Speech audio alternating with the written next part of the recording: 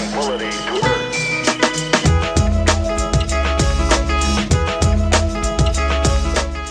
Bien, mesdames, messieurs, bienvenue donc à ces deuxièmes rencontres nationales de la police municipale.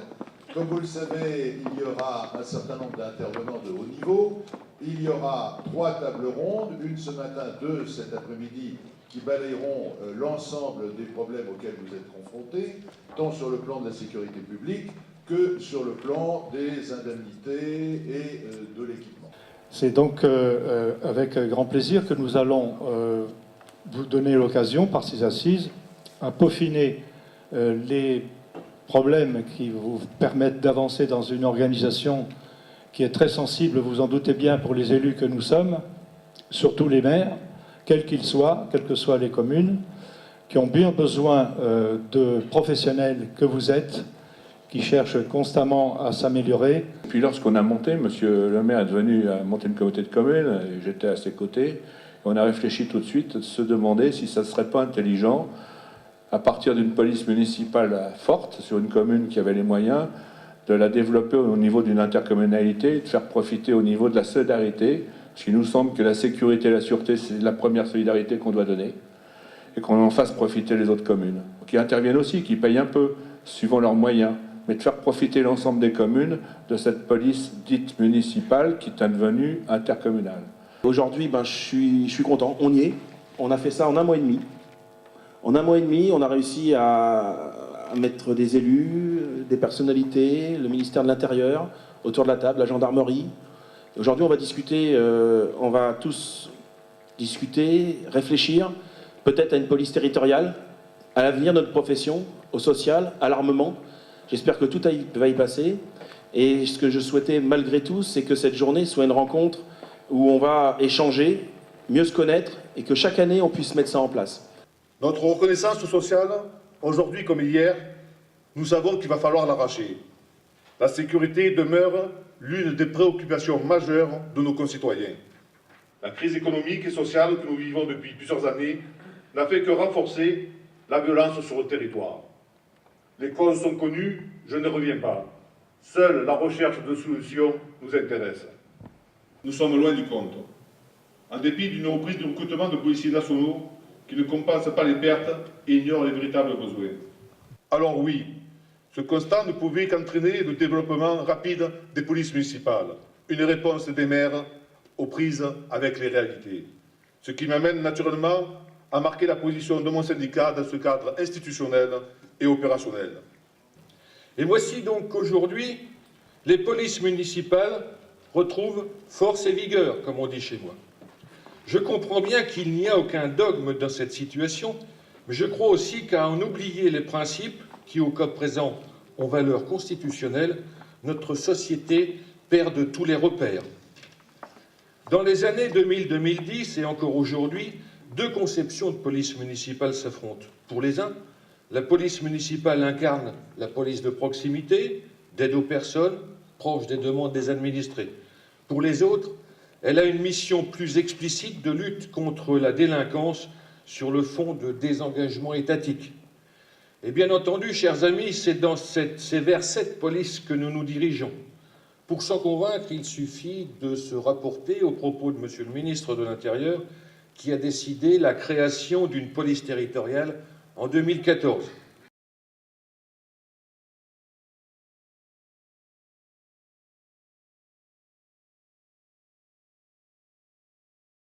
Malheureusement, si on est dans le concret et le quotidien du policier municipal aujourd'hui, en étant lapidaire et provocateur, j'irai à rien.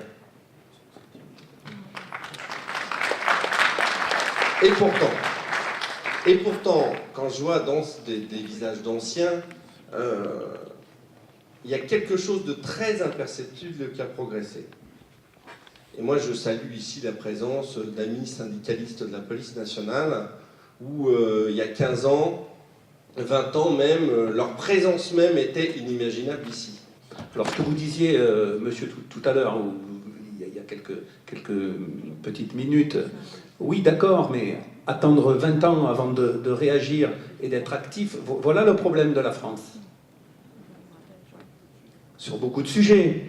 Mais la police municipale, elle n'existe pas depuis 5 ans. Il y a eu des gouvernements d'un côté comme de l'autre. Je pense que ce qui manque aux politiques aujourd'hui, c'est pas la parole, mais c'est le courage.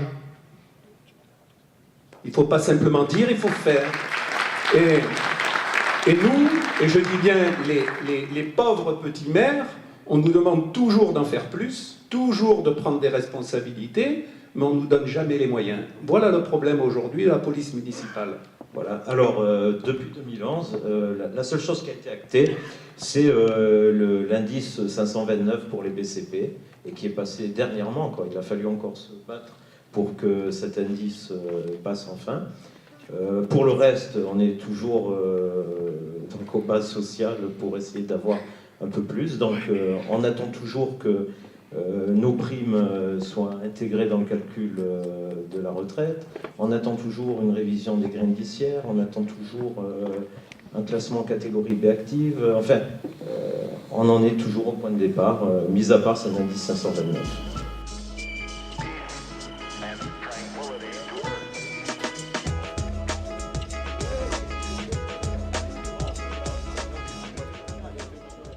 Si demain nous avons une police municipale qui, tout en gardant ce statut de fonction publique territoriale, devient une police territorialisée, une police territoriale où là la convention police nationale, police municipale pourrait être une convention tripartite entre communes, intercommunalités, par exemple, et nous aurons dans quelque temps un texte de loi au Parlement qui doit élargir les compétences des intercommunalités, des agglomérations dans notre pays, et l'État, bien évidemment, eh bien, je suis sûr que nous irions vers plus d'efficacité. En tout cas, sachez que parce que vous avez souvent pour vos représentants syndicaux évoqué ce sujet avec moi, c'est en tant que président de la commission consultative des polices municipales de France, un sujet que je suis prêt à pousser et à porter à vos côtés. Aussi, je demande très clairement aujourd'hui au ministre de l'Intérieur de bien vouloir réunir cette instance qu'il n'a jamais réunie depuis sa nomination, malgré mes demandes réitérées, depuis sa nomination, pour examiner au plus vite les conditions dans lesquelles l'ensemble des maires de France pourraient se mettre d'accord sur ce socle commun qui régirait toutes les polices municipales de France. Et il faut également prévoir des organes de contrôle dédiés à la police municipale, des professionnels qui connaissent le rôle et les missions des agents, les spécificités de ces fonctionnaires territoriaux. Je vous propose de m'aider afin de faire évoluer notre réglementation pour que cette réalité du terrain s'accompagne des outils législatifs nécessaires. Et je déposerai dans les prochains jours, avec d'autres collègues parlementaires, une proposition de loi reprenant notamment ces différents points, car il est nécessaire de faire évoluer le débat. Sur le volet social, si vos missions évoluent, force est de constater malheureusement qu'à formation et à risque égal, et je sais que vous l'avez évoqué ce matin, les policiers municipaux ne bénéficient ni de la reconnaissance, ni de la protection, ni des compensations matérielles que reçoivent d'autres corps, acteurs de la sécurité publique.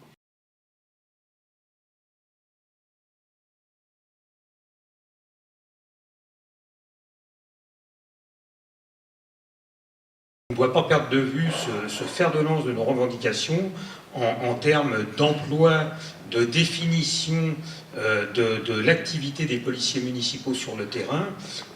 Donc vous, Monsieur Estrosi, on a largement débattu, mais je pense qu'il faut absolument arriver à définir, au-delà des textes législatifs et réglementaires, une véritable charte qui soit claire pour l'ensemble des maires de toutes les communes de France, et que le mode d'utilisation des personnels se retrouve un petit peu calqué sur l'ensemble du territoire national. Je crois pouvoir dire que c'est la volonté du ministre de l'Intérieur de porter le débat à ce niveau-là, parce qu'il est ouvert à un certain nombre de vos attentes, de vos revendications, et qu'il a bien conscience qu'il y a là à la fois un problème de reconnaissance et un problème de justice. Néanmoins, ça ne se fait pas d'un claquement de doigts, ça ne se fait pas en soufflant dessus. Il y a un certain nombre de choses qui doivent être faites en termes de préparation de ce type de réunion. Je citais ce matin, en présence d'un représentant de l'AMF, le fait que le ministre de l'Intérieur a saisi le président de l'AMF pour lui demander s'il était bien toujours d'accord sur les chiffres qui ont été avancés en termes de conséquences financières d'une instauration d'une ISF 20 à 25%, et si il maintenait, compte tenu de l'évolution des dotations aux collectivités locales, la même position que celle qui avait émané de l'AMF il y a un an. Vous essayez sans doute de faire croire que votre parole serait d'or ici dans cette assemblée, mais il se trouve que manque de peau, pour les propos qui ont été les vôtres, je suis vice-président de l'Association des maires de France. Et voyez-vous, le bureau de l'Association des maires de France, c'est pas dans 6 mois ou dans 1 an qu'il se réunit, c'est demain matin à 10h. C'est demain matin à 10h. Et j'y serai demain matin à 10h. Et nous verrons bien si la question que vous avez posée vous reviendra négative ou positive. Et je suis là pour dire à chacune et à chacun de ceux qui sont là, pour dire qu'1 an et demi après, elle sera la même qu'à 1 an et demi, parce que la composition du bureau de l'Association des maires de France n'a pas changé, et qu'il n'y a aucune raison qu'elle ait changé.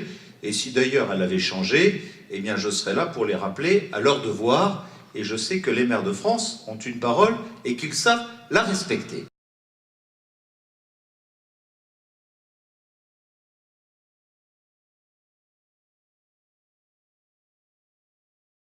Tout dépend effectivement quelle approche nous avons de la thématique police territoriale. Est-ce que c'est une approche qui est territoriale au sens de l'étendue d'un territoire, ou est-ce qu'on envisage également à la fois, pourquoi pas, l'institution qui compose des hommes. Alors moi j'aime bien légitimer aussi la réflexion sur le cadre légal. Il n'y a pas rien en termes de police territoriale si on pose bien la réflexion.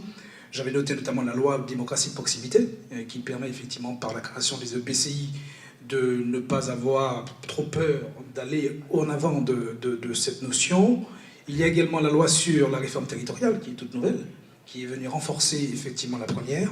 Et puis, pour notre voilà. Et puis, sur notre territoire, précisément, il y a l'arrêté préfectoral de novembre 2011 qui vient encore renforcer cette notion-là. Et je dirais, pour nous, à Roissy-Porte-de-France, nous avons une expérience de 10 années avec notre service de police intercommunale.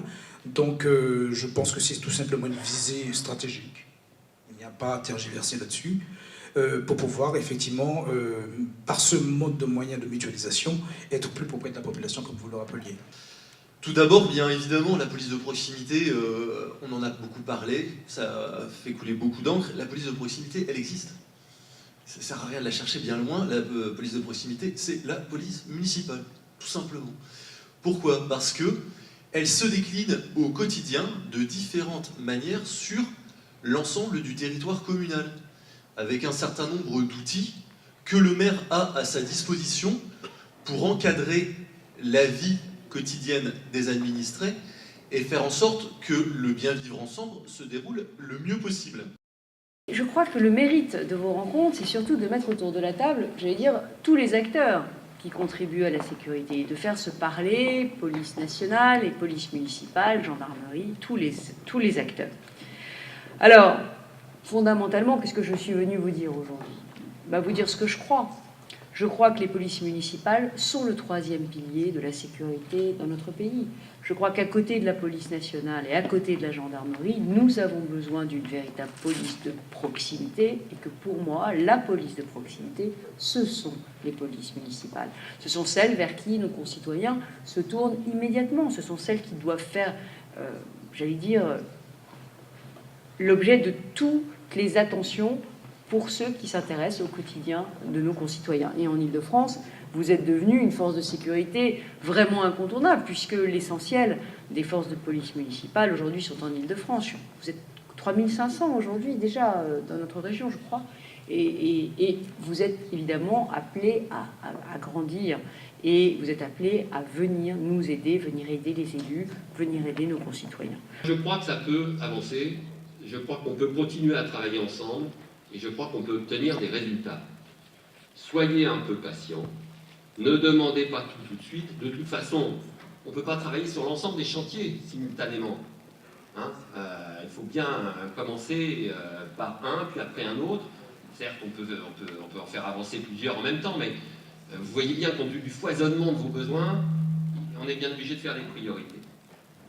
Acceptez ce qui peut peut-être vous apparaître comme des petites avancées, des modestes progrès. Ne rejetez pas, parce que ça n'est pas la totalité, la satisfaction de la totalité de votre revendication sur un sujet, ne rejetez pas une proposition qui vous est faite et qui va dans le sens de la satisfaction peut-être demain de votre revendication. Prenez, pas faire une leçon de syndicalisme, mais prenez et puis continuez à alimenter le débat. Hein? Bon, il y en a qui savent faire ça très très bien. Je ne doute pas que vous soyez de la même veine. Hein? Et puis, une fois que vous avez engrangé, une fois qu'on a décidé de continuer à travailler ensemble, eh bien, refusez la pensée magique. Excusez-moi, mais... et puis, ne vous laissez pas berner par des promesses qui n'ont pas tenu compte de la totalité des contraintes. Et puis, n'attendez pas le grand soir où 25 revendications d'un seul coup seront satisfaites et on pourra communiquer sur la satisfaction et la réalisation de vos 25 désirs les plus chers. Ça n'existe pas. C'est petit à petit qu'on construit. Les organisations syndicales de police nationale sont complètement rompues à ça et savent bien qu'il y a des serpents de mer qui durent pendant très longtemps, mais qu'à côté des serpents de mer, il y a de temps en temps une bonne pioche, une bonne pêche, et qu'on s'en satisfait, parce que globalement, on a fait avancer la chose.